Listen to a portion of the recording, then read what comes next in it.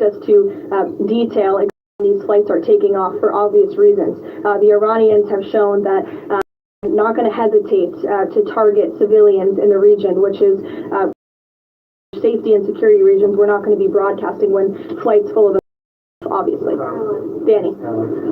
At the top there you said that the regime is being absolutely crushed. Can you explicitly say then whether or not regime change is a goal of President Trump's operation? The goals of this operation have been made very clear, Danny, and the president has said that in his speech when he launched this operation and released that video in the middle of the night to view into the world. The stated military objectives of Operation Epic Fury are as follows: eliminate Iran's ballistic missile threat, destroy their naval capability, disrupt missile and drone production infrastructure, sever their pathway and end their pathway to weapons.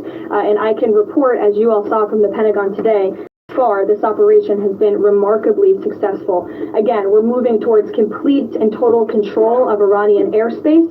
We have continuous 24/7 strike operations ongoing. We've had more than 2,000 targets that were struck, nearly 2,000 munitions have been employed. The first 24-hour campaign were described nearly as twice the scale of the 2003 shock and awe campaign, and we've seen that the enemy, the Iranian rogue regime, their retaliatory strikes against the United States, and the threat reduction has reduced significantly. If you look at the Iranian ballistic missiles, they're down 86% from day one levels. It continues to increase its complete dominance over.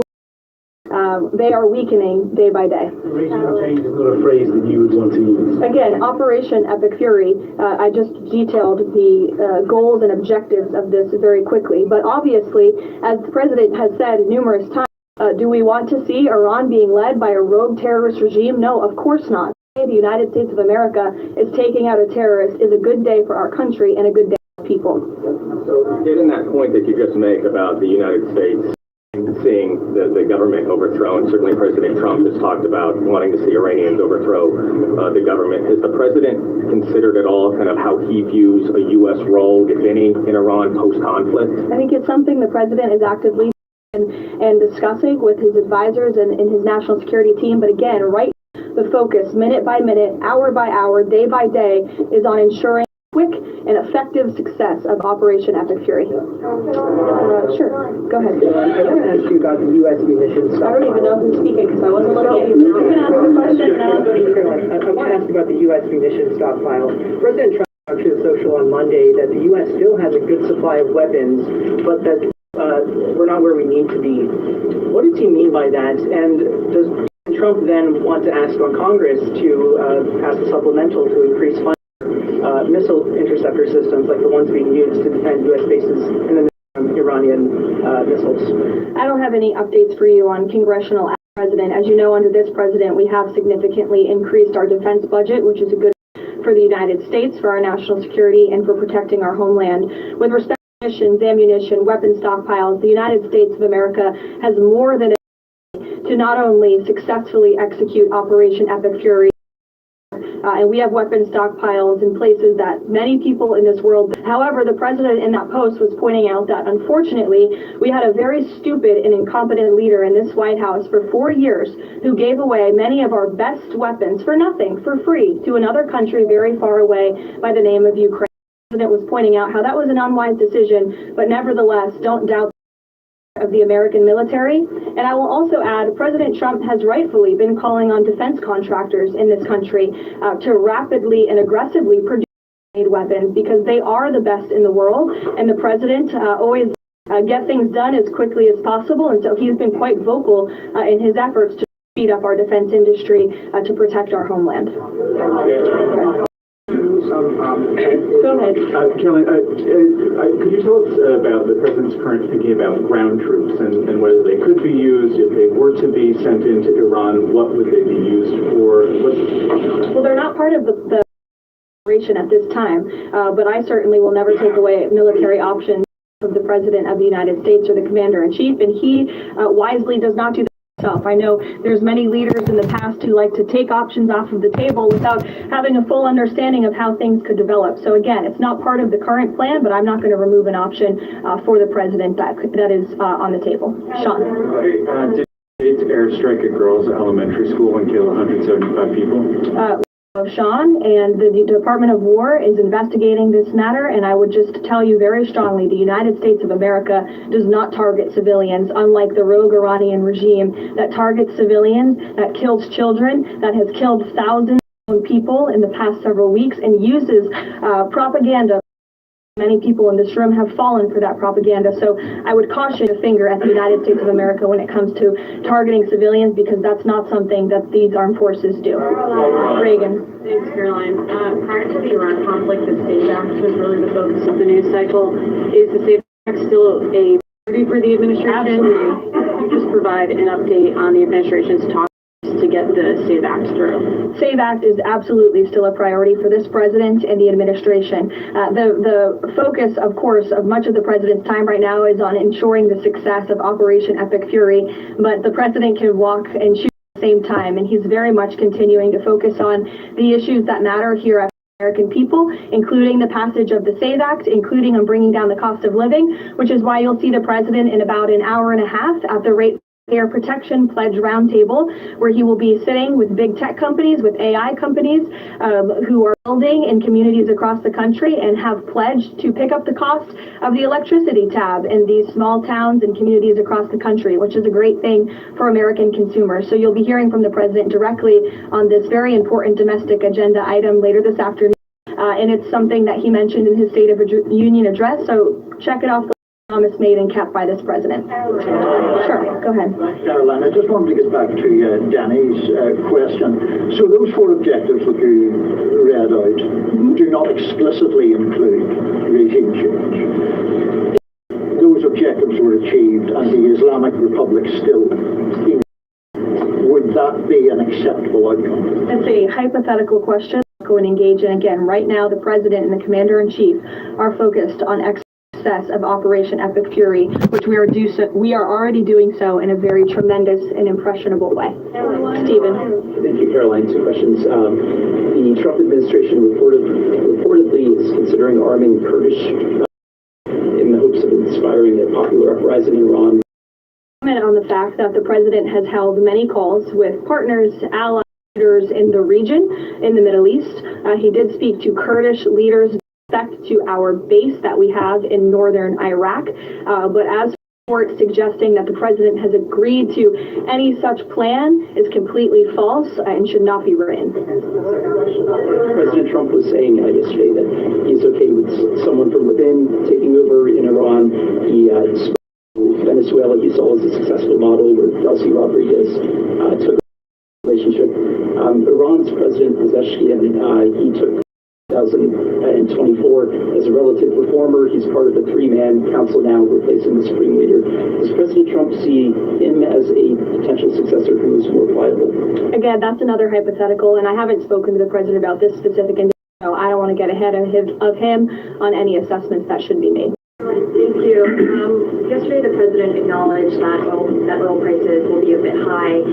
As for gas prices here in the U.S., what is the admin doing right now to counter that? I mean, should they skyrocket? Is there a plan to help, Americans with higher gas prices? And then a second question, on the wrap, President's neck, the White House physician said it was a preventative skin cream that he was using, but why is the president using this cream? What are they trying to prevent with this cream? To your second question, I don't have anything additional to add to the physician statement that we provided of you on those questions, but I know the statement said that the redness on the neck next couple of weeks. To your first question about oil prices, the president, who has exuded American energy dominance over the past year, administration that is wholeheartedly focused on keeping prices stable as best. This operation is temporary to protect the homeland, but crude oil prices did fall yesterday. They remain stable today after the president announced steps to ensure the stability in global energy markets. Again, those include the DEC offering reasonable political risk insurance and the potential for the U.S. Navy to provide protection of energy through the Strait of Hormuz. It is the president's belief economic team's belief that the economy continues to be very strong. It's really be able to weather any of the temporary impacts of Operation Epic Fury. John. Thanks a lot, Carolyn. Just to follow up to that, the timeline for making the Strait of Hormuz safe for oil tankers to transport their oil through the strait, what is that timeline, and what can the president do to speed up that timeline? I don't want to commit to a timeline, but certainly something that is being calculated actively by both the Department of War and the Department of Energy. They're working very closely. Both secretaries are in all of the briefings on this subject with the president, and this is, again, something they're monitoring, and if and when necessary, the United States Navy will provide assistance to escort oil tankers through the strait. Sure, in the blue. Thank you, Carolyn. Blue, Andrew, go ahead. Yes, thank you. Well, I guess you are, sort of. You had mentioned about the commercial aircraft being used for the evacuations. What about the use of military aircraft? Would that happen in conjunction with that or subsequent to? That is something that is definitely underway, and of course we're going to use that in conjunction. We want as many planes, whether they're chartered, commercial, or military, taking Americans out of the Middle East and returning them safely. Andrew, go ahead. You're welcome. At the top of the briefing, you listed a long list of grievances against the Iranian government, going back to the takeover of the embassy in '79, the 80s, etc. But the administration has laid out the imminent threat that was supposed to be taken care of by this. And the rationales offered by, say, Secretary Rubio, the President's National Security Advisor, the threat was retaliation against American from Iran after Israeli strikes. The President says it was his own feeling that Iran was going to attack. Why is it that across the administration you can't say what the imminent threat against the United States was that required us to launch this?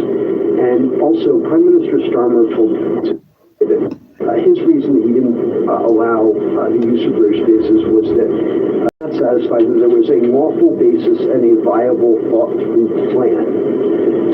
Was there an attempt to provide the UK government with a legal basis for these strikes and a viable thought-through plan? To the first question, I completely reject the premise of your question. You have had the President of the United States, the Secretary of War, the Chairman of the Joint Chiefs, the Vice President of the United States, the Secretary of State, and now I am out here today to explain to you exactly what led the President to make the decision to launch Operation Epic Fury. And President Trump does not make these decisions in a vacuum.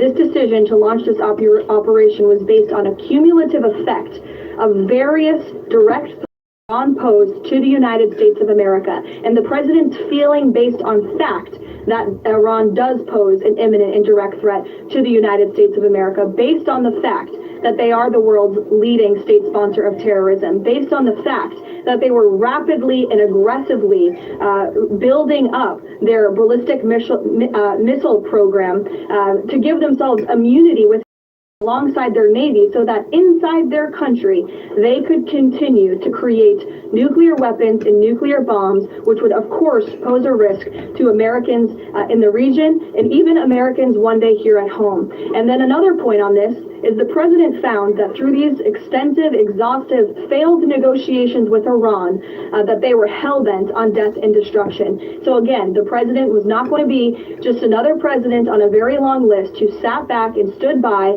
and passed the buck of this direct threat to the next administration. The President had a feeling, again, based on fact, that Iran was going to strike the United States, was going to strike our assets in the region, and he made a determination to launch Operation Epic Fury based on all of those reasons. And I would like the media to actually report on all of them, rather than just picking sound bites from one person in this administration and saying, oh, they're contradicting the other person. No, again, these decisions are not made in a vacuum. They are made the President's feeling that Iran was going to strike the United States and our assets in the region, and he was not going to sit back and watch that happen. The determination was made that the President was going to strike first alongside Israel, and that has obviously been proven to be the right decision and an effective one at that. Libby. Libby, go ahead. Johnny, thank you, Caroline. A two-part question for you. First, has the president spoken with the family members of the service members that were killed? Second, given what you've outlined for this entire briefing, I mean, the United States has sunk a bunch of Navy ships. We've hit all of these targets.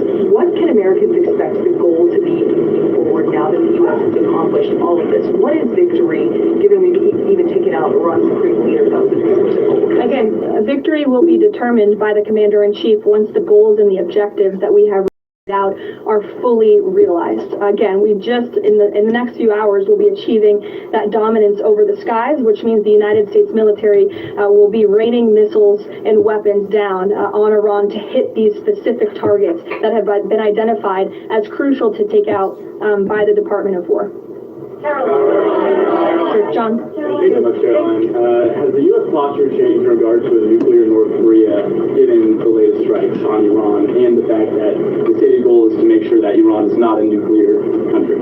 I don't have any change in position with respect to North Korea today. Thank you. A quick follow-up. There's been reports that Ali Khamenei's son has been elected as the next supreme leader. Does the administration think that he is a part of the same regime as his father? Would they like people in the country to rise up and get him out of There's power? reports he's been elected or that he's assuming to be elected. One of the likely options. Pardon me, what was that? That he's one of the likely options or that he has been elected. Okay, so we'll wait to confirm until someone actually... You just mentioned that the president is going to attend the dignified transfer for these families. Given what Secretary Hegseth said this morning, is it the position of this administration that the press should not prominently cover the deaths of U.S. service members? No, it's the position of this administration that the press in this room and the press across the country should accurately report on the success of Operation Epic Fury and the damage it is doing to the rogue Iranian regime that has threatened the lives of every single American in this room. If the Iranian regime had their choice, they would kill every single person in this room. And so we can all be very grateful that we have an administration and that we have men and women in our armed forces who are willing to sacrifice their own lives for the rest of us in this room and for every American across the and for every troop that is based in the Middle East. That's what these... Hegseth was complaining that it was front page news about these 6 service members who were killed. That's not what the Secretary said, Caitlin, and that's not what the Secretary meant, and you know it. You know you are being disingenuous. There is not... We've never had a Secretary of Defense who cares more... There were tragic things happen. It's front page news. I get it. The press only wants to make the president look bad. Yeah, you know, we cover the deaths of U.S. under every president. The press does only want to make the president look bad. That's a fact. Especially you. No, listen to me. Especially you and especially CNN. And the Secretary of Defense cares deeply about our war fighters and our men and women in uniform. He travels all across this country to meet with them, to connect with them, and your network has hardly ever probably reported on that. You also had the chairman of the Joint Chiefs, Chairman Kane, who's a brave patriot, standing alongside the Secretary at the Pentagon this morning, again expressing his condolences to these families. And I just told you that the President of the United States will be attending their dignified transfer. So please, making the president look bad. That's showcasing that. We expect you to cover that as you should. We expect you to cover that as you should, Caitlin. But you and your network know that you take every single thing this administration says and tries to use it to make the president look bad. That is an objectable fact. I don't think covering troop deaths is trying to make... If you're trying to argue right now that CNN's overwhelming coverage is not negative of President Donald Trump, I think the American people would tend to agree, and your ratings would tend to disagree with that as well. Go ahead. Thank you so much. On the school strike, back to that for a minute.